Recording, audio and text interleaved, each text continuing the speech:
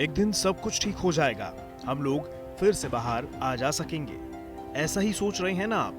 लेकिन अगर आपको लगता है कि लॉकडाउन खत्म होने के अगले दिन से ही सब कुछ सामान्य हो जाएगा, तो आप गलत हैं। लॉकडाउन के बाद भी कई तरह की पाबंदियां जारी रहने की संभावना है। खासतौर पर विमान और रेल सेवाओं को पूरी तरह एक्टिव होने में समय लग सकता है। यही वजह है कि एयर इंडिया ने 4 मई से कुछ चुनिंदा रूट्स पर ही घरेलू उड़ानों की सेवाएं शुरू करने की बात कही है।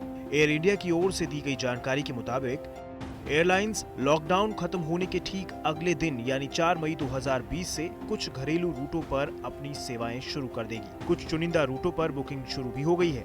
इसके अलावा कंपनी अंतर्राष्ट्रीय रूट के लिए 1 जून 2020 से उड़ान सेवा देगी। एयर इंडिया के अलावा इंडिगो एयरलाइन का भी 4 मई से चरणबद्ध तरीके से उड़ानों की शुरुआत करने का है। इंडिगो के मुताबिक शुरुआत में कम उड़ानों का संचालन होगा, जो उसके बाद आने वाले महीनों में एयरलाइंस उड़ानों की संख्या में इजाफा करेगी। इसके साथ ही एयरलाइंस मौजूदा अंतर्राष्ट्रीय यात्रा दिशा निर्देश के आधार पर अंतर्राष्ट्रीय उड़ानों की भी फिर से शुरुआत करेगी।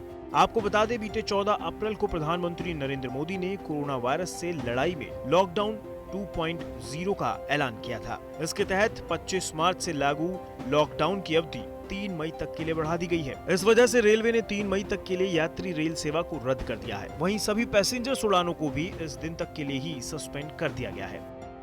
इन सब के बीच एक सवाल उन पैसेंजर्स के मन में होगा जो पहले ही टिकट करा चुके हैं लेकिन लॉकडाउन के कारण कहीं आ जा नहीं सकते। सवाल ये कि रिफंड कैसे मिलेगा। जिन लोगों ने लॉकडाउन के दौरान ही एयर टिकट करवा रखी है, उन्हें एयरलाइंस कंपनियां टिकट कैंसिलेशन पर अलग अलग स्कीम दे रही हैं। कुछ कंपनियों ने पैसा रिफंड करने के बजाय पैसेंजर को आगे किसी अन्य रूट पर टिकट लेने का ऑफर दिया है। इसकी अवधि 1 साल की है। अगर आपने भी लॉकडाउन की अवधि में टिकट करा रखा है तो आपको अपनी कंपनी से संपर्क करना होगा।